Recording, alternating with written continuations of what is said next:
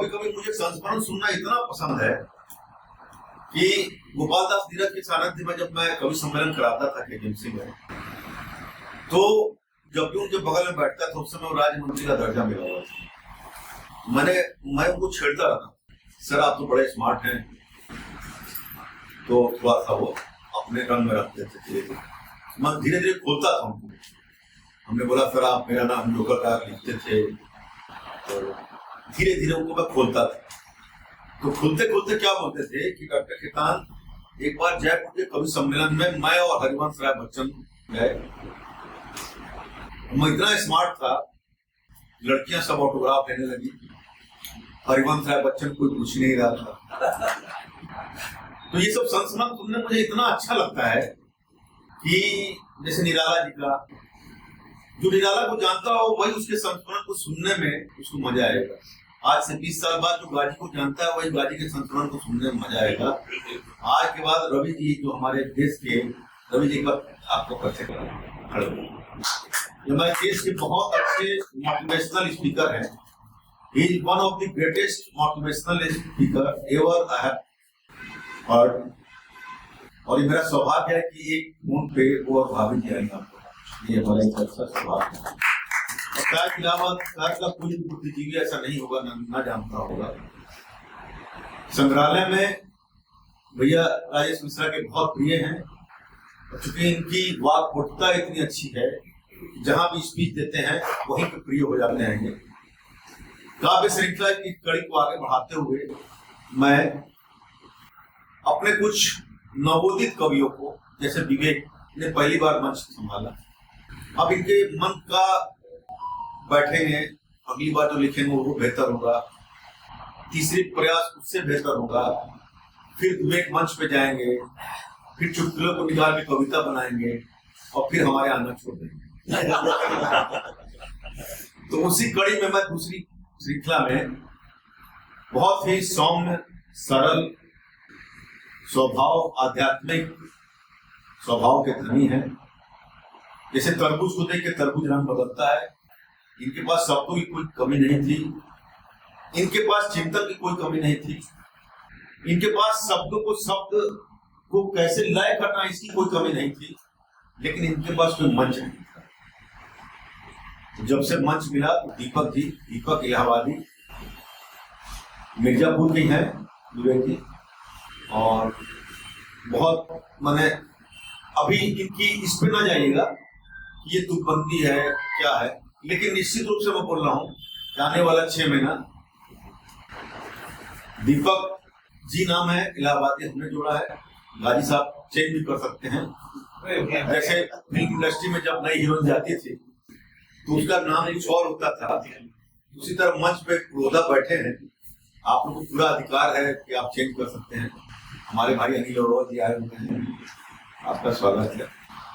ये भी साहित्यिक प्रेमी आदमी हैं, इनकी किताब है जिसका लोकार्पण हुआ, बहुत अच्छी किताब है। किसी दिन मौका मिला तो इनसे भी हम उसके बारे में 2-4 सुनेंगे। तो दीपक जी आइए, और जो भी आप लिखे हैं आप उसको सुनाएं। पहले अभी वो डाल दिए हैं, तो नहीं पहले नहीं, आप दूसरे होता है, बैटिंग नहीं कर रहे हो फर्स्ट राउंड। अच्छा, मैं अपना शुरुआत करने के पहले एक फॉर्मेलिटी पूरा करते हैं। यहाँ पर उपस्थित सभी सम्मानित कविगण एवं अति सम्मानित श्रोतागण को हार्दिक नमन, अभिनंदन और स्वागत है। आज के इस मंच पे हम आपको एक अपनी कल लिखी हुई कविता सुनाएंगे, और वो कविता का शीर्षक प्रेम है। प्रेम में को थोड़ा अध्यात्म से भी जोड़ा है मैंने, संसार और अध्यात्म दोनों एक साथ समझ में आए, ऐसा कविता हमने लिखने की कोशिश किया है। क्योंकि मेरा ये पहला दूसरा कविता है, तो इसमें जो है थोड़ी त्रुटियां भी होंगी, इसलिए माफी चाहिए। और उसके पहले मैं एक थोड़ा डॉक्टर साहब और कपिल भाई को 2 लाइनें कहना चाहता हूँ। आपके सानिध्य का असर आने लगा है और मैं भी कविता गाने लगा है। अभी ना लगा लगी भूल जाएगा, बस सुनिएगा। आपको मैंने पहले बोला कि इनके भाव को समझिएगा, ठीक है, और लगा लगी भूल जाएगी। मैंने आप ये समझिए आपने व्याकरण पढ़ा ही नहीं।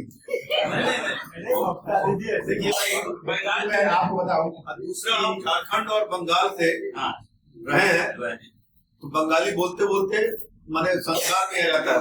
देखिए, मैं हूँ यूपी का, शादी हुआ बिहार में, फिर वो झारखंड बन गया रांची, और ऐसे एमपी में मेरा बिजनेस था। मैं कई जगह का मिक्स हो गया है, इसलिए मेरी भाषा में जो भी एरिया फुल पैदा हुआ इलाहाबाद में रहने लगा, सारी भाषाओं को मिक्स करके आए, इसलिए मेरे थोड़ा सा ग्रामर में जाइएगा, थोड़ा हमने उसको घुमा फिरा के जो भी चीजें हैं बस समझ में आ जाए, इतनी बहुत बढ़िया।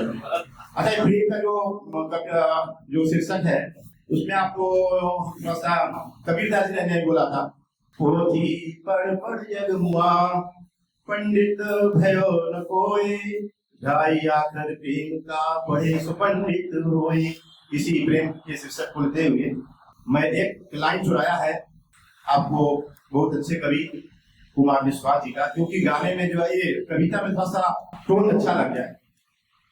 कोई दीवाना कहता है, कोई पागल समझता है, प्रेमी तो हमेशा अपने मस्ती में रहता है, प्रेम का समुंदर तो हमेशा दिल की दरिया में बहता है, प्रेम का समुंदर तो दिल के दरिया में बहता है, प्रेम इंसान से होता है और ईश्वर से होता है, प्रेम के बिना जीवन तो सुना सुना सा होता है, प्रेम के बिना जीवन तो सुना सुना सा होता है, प्रेमी तो हमेशा प्रेम में मगरूर रहता है, कोई दीवाना कहता है, कोई पागल समझता है, प्रेमी तो हमेशा अपने मस्ती में रहता है, प्रेम का समुंदर तो दिल के दरिया में बहता है,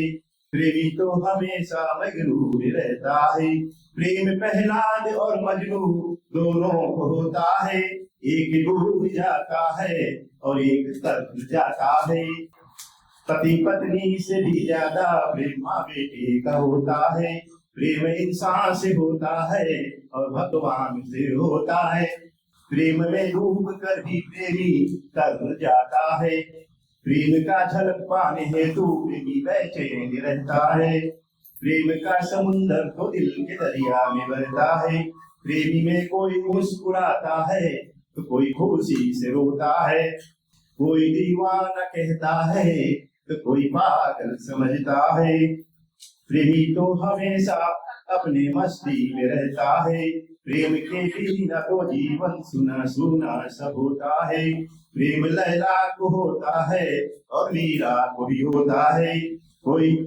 प्रेम में डूब कर प्रेमी तर जाता है, कोई दीवाना कहता है, कोई पागल समझता है, प्रेम का समुंदर तो दिल के दरिया में बहता है, प्रेम तो हमेशा अपने मस्ती में रहता है।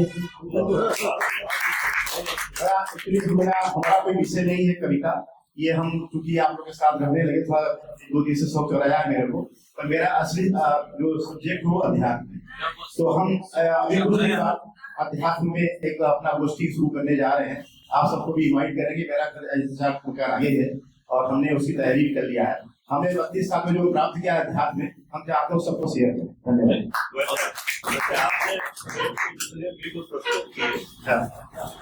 लगभग वो अपने आप में अर्थपूर्ण है।